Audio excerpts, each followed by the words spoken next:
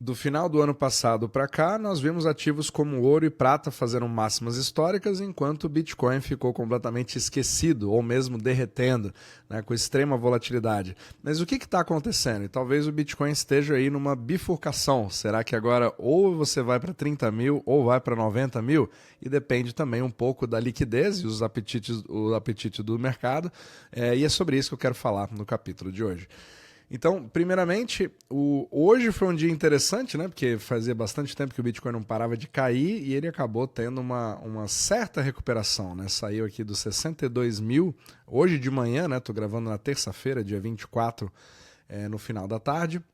E você vê aqui essa subida brusca para os 68. Não vou especular exatamente o motivo, mas o que eu quero falar aqui é um pouco das forças que foram analisadas pelo Michael Howell, do Cross Border Capital, para que definam mais ou menos o Bitcoin ou começa realmente um bear market mais forte e vai ali para os seus 30 mil, ou nós temos ali um caso para um bull market. Então vamos ver quais são as forças aqui que podem agir sobre isso. Mas uma coisa interessante, é sempre bom relembrar as narrativas, né? E uma delas foi aquela famosa máxima que a gente já falou várias vezes nesse podcast em relação ao famoso M2. Né? O M2, ou seja, liquidez global, automaticamente o Fed está imprimindo dinheiro, criando mais M2 e por conta disso, automaticamente existe uma grande correlação com o Bitcoin e isso só vai fazer ele subir para 420 mil dólares. Né? Então você tem todos aqueles preços, 250 mil, 150 mil, etc., tudo baseado no M2, mas a gente já explicou nesse podcast, fizemos até uma live sobre o assunto, como que na verdade isso é um mito, porque o M2 não significa liquidez e ele tem uma série de embutidos que fazem com que qualquer análise nesse sentido não faça tanto sentido, porque correlação não significa causalidade e a própria correlação quebrou já faz algum tempo. Inclusive você tinha que corrigir, você tinha que mudar aqui nesse gráfico, né?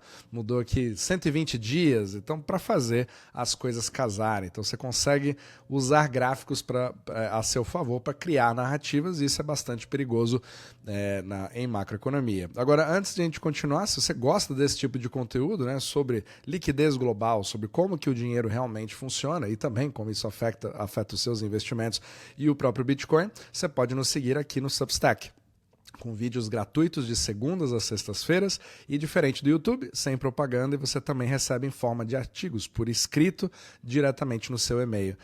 E se você quiser ter ali uma referência para os seus investimentos, você pode acompanhar o nosso próprio portfólio OmniMacro, nesse exato momento um pouco acima de 6%, e aqui você pode ver também a nossa alocação e as nossas mudanças. Então, isso aqui seria para membros, mas você pode acompanhar gratuitamente os resultados. Então, todos os links na descrição abaixo. Agora, para os membros OmniMacro Pro, eu quero fazer um anúncio, já conversei com todos eles, mas a gente está terminando aqui o nosso dashboard de controle. Então, para aqueles que querem ativos fora do nosso portfólio, às vezes você quer construir o seu próprio, a sua própria alocação, a gente está começando a colocar aqui os principais índices, que está ficando sensacional, estou gostando muito de fazer esse projeto, e a partir da semana que vem, você também já vai poder ter acesso a indicadores, né, em cada um dos ativos. Então, no caso do Bitcoin, aproveitando, né, que a gente está falando sobre esse assunto, nós estamos aqui com os indicadores bearish nesse exato momento. E aí você vai acompanhando ao vivo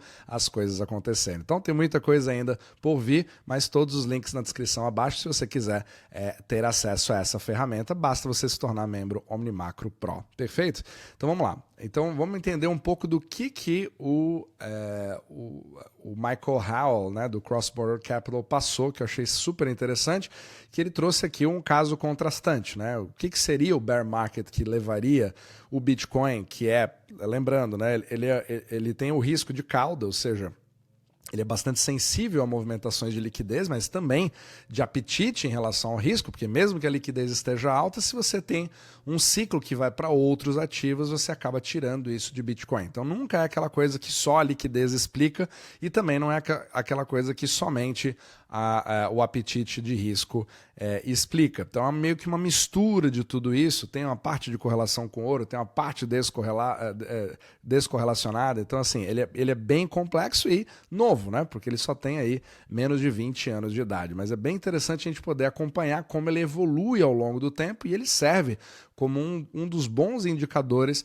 em relação ao que você tem de liquidez, porque ele é bem rápido, então ele traz ali o aviso de que alguma coisa pode estar acontecendo, porque ele é um dos primeiros que você recua e aí só depois você vê algum tipo de ação em outros ativos. Não é sempre assim, mas ele age tipicamente assim e cada vez mais dessa forma. Então aqui o Michael Howell, na verdade, ele prevê um aperto de liquidez global. Então, para quem não conhece o trabalho do Michael Howell, ele usa muito esse gráfico, que é o Global Liquidity Cycle das economias avançadas, ou seja, todos os países ali, como Estados Unidos, China, Japão, etc., os principais criadores de liquidez no sistema global, no sistema euro-dólar, né, que a gente discute bastante nesse podcast, e ele criou esse modelo aqui que mostra os ciclos de liquidez total. Então, isso aqui é somando tudo quanto é Banco Central, inclusive ele é muito focado na parte da liquidez geradas por bancos centrais e também gastos fiscais. E é claro que também parte dessa equação também precisa ser equacionada,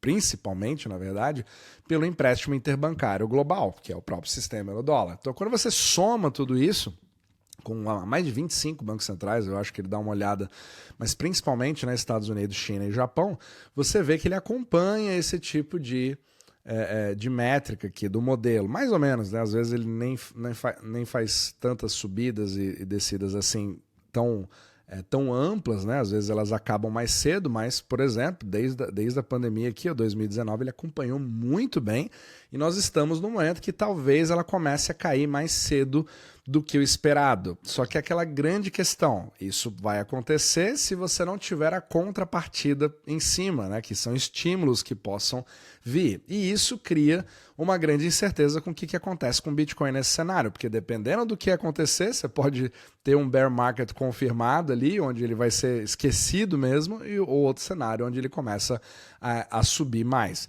Então a grande questão é que a gente está nesse pico, né, de liquidez. Agora, qual seria o caso para ser negativo em relação ao Bitcoin, segundo aqui o Michael Howell? É onde primeiro, você tem aqui uma forte capitalização, né, ou pelo menos uma alocação de capital na economia real. Então, estamos diante de uma grande reconstrução de infraestrutura pela inteligência artificial, por todos os data centers. Então, assim, CAPEX está tomando conta da fluidez desses mercados. Então, você está vendo hedge funds indo com tudo para esse tipo de investimento e isso tem uma grande sucção de liquidez daquele apetite normal de Wall Street para mercado de risco. E o Bitcoin é justamente o mais de risco de todos nesse aspecto e acaba sendo o primeiro que é sugado quando você tem tamanha concentração de capital. Então é como se a gente estivesse diante de uma grande reconstrução, né, dos Estados Unidos,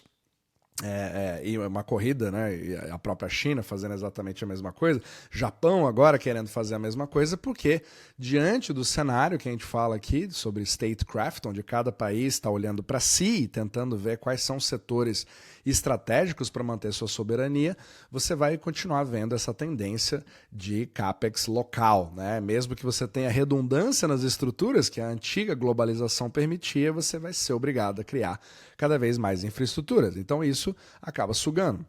Só que tem uma segunda parte, é que a China ela está fazendo uma grande injeção para estimular a sua economia, para contrabalancear a parte deflacionária que ela está sofrendo nesse exato momento, e ela está seguindo bastante o rumo dos Estados Unidos, né? Um dos temas que eu falo bastante aqui é como que os Estados Unidos e a China estão se parecendo cada vez mais, e agora o Japão, com a Sanai Takaichi, está vindo como um terceiro pilar de geração de liquidez.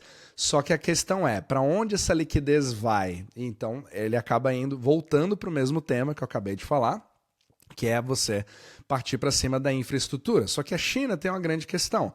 mesmo que você tenha capital que sobre para esse tipo de mercado, ou que volte para Bitcoin, etc., a China já tem mais um banimento, né? Meio que o firewall que atrapalha. Não estou dizendo que isso impede, porque a China já baniu o Bitcoin mais de 300 vezes e ela continua tendo bastante força em mineração, infraestrutura, etc.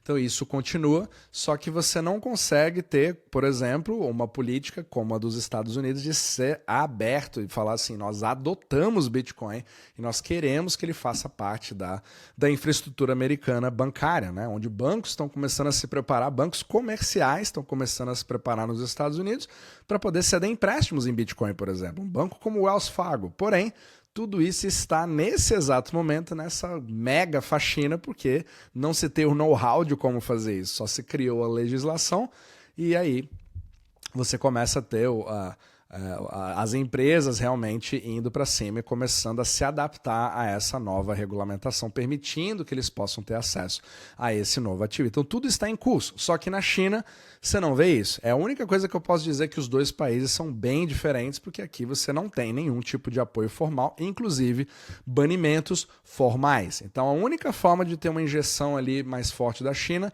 é no mercado paralelo, onde de fato o dinheiro acaba chegando nisso, mas ele impede, isso cria uma grande barreira. E aí você tem também, né, a parte do próprio, da análise técnica mesmo, né? Nós estamos diante aqui, muitos falam sobre o famoso Death Cross, né, Cruz da Morte, etc. Aqui já não é tanta minha praia, mas você vê uma perda de momentum, né, do ativo também, colocando em cima todas essas forças. Então, juntando todos esses cenários, você poderia ter ali algo mais plausível para justificar o Bitcoin caindo para 50 mil, 40 mil ou até 30 mil. Agora, tem o cenário B, que seria você ter uma grande subida do Bitcoin. Então, quais são as forças que poderiam trazer isso para esse ativo? Então, aqui ele vem justamente de você reverter todas as travas, né, ou as restrições que você tinha em relação à liquidez, fazendo com que as entidades ou bancos centrais acabam tendo que intervir. Então, essa intervenção, a resposta dessa falta de liquidez, caso estejamos ali realmente num pico de liquidez e agora olhando para o abismo, ele vai ter uma resposta, ele vai precisar ter uma resposta. E geralmente essas respostas são muito boas, né, para o Bitcoin. Ele responde muito bem quando você já tem novamente toda aquela pegada de debasement trade, agora a impressora está ligada, etc. E aí a gente sempre volta a falar sobre a mecânica monetária, sobre a tubulação, sistema euro-dólar, etc. A gente falou dos programas que o Fed começou a fazer, que todo mundo chamou de QE, mas não é bem QE, os famosos RMOs, né? Na verdade aqui ele está chamando de RMP,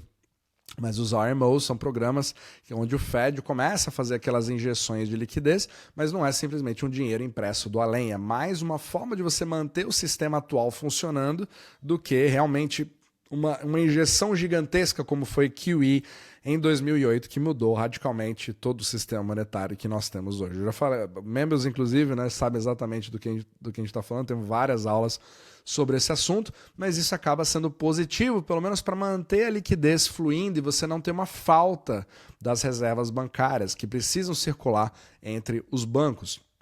E aí, aqui você tem também, né, um dos argumentos que ele traz, é que ele fala que o Bitcoin ele para de seguir os ciclos de liquidez, ele começa a ser um pouco de porto seguro. Então, se ele começa a ter esse tipo de conceito aumentando na cabeça das pessoas, né? Porque o porto seguro depende do próprio mercado, né? O que vai ser definido, será que é o ouro que é o porto seguro? Será que são bonds o porto seguro? Isso acontecendo em algum momento, você pode ter com certeza essa subida mais forte ou forças macro mais fortes para sustentar o Bitcoin tendo esse papel. Agora, talvez uma das coisas mais importantes seja o assunto que eu já falei nos capítulos anteriores sobre o Kevin Warsh, né, que que vai ser, talvez, né, foi nomeado pelo Trump como novo chairman do Fed para substituir o Jerome Powell. E a grande questão é que todo mundo foca, inclusive até esse próprio artigo foca muito em relação à filosofia dele de ter um balanço do Fed um pouco menor e isso criar um dreno de liquidez. Né, o que seria negativo nesse caso. Só que aqui, eu acho que o que a gente poderia trazer seria o processo de desregulamentação, uma vontade política de desregulamentar e fazer com que, apesar dessa queda do Fed em relação a ele ser o grande provedor de liquidez, você transmitir isso para os bancos, que foi o assunto que eu falei no capítulo anterior. E essa liquidez, sim, aí ela pode ter muito mais potencial para ir para Bitcoin e fazer isso voltar para os seus 90 mil. Então você acaba, assim, tendo uma grande, né, uma queda de braço ali entre todas essas forças que vão fazendo com que o Bitcoin ou vá para um lado ou vá para o outro. Então é muito difícil, acho que qualquer pessoa que falar agora, não, estamos agora confirmados num bear market ou estamos confirmados numa recuperação, já foi o fundo, acho que é bem complicado você poder falar algo assim, sendo que o Bitcoin é tão suscetível a todas essas forças ao mesmo tempo. E isso cria uma situação onde nós estamos literalmente numa bifurcação. Então, não sei qual que é a sua opinião, você pode colocar nos comentários, não é o meu objetivo fazer nenhum tipo de previsão, inclusive, quando você olha os nossos indicadores aqui, o objetivo não é prever o futuro, nós não temos a projeção, mas nós temos o regime para você se proteger justamente do risco no momento que ele vem, sabendo que nós temos uma mudança de regime. Né? O foco é o longo prazo, o foco não é ser trader, mas eu tenho certeza que essa ferramenta aqui vai ajudar vários dos membros Omni Macro Pro e vai ser um prazer poder ajudar todos vocês. Mas enquanto isso, a gente vai acompanhando com certeza a cena dos próximos capítulos e o objetivo é, se for para um lado, a gente está preparado, e se for para o outro lado, nós também estamos.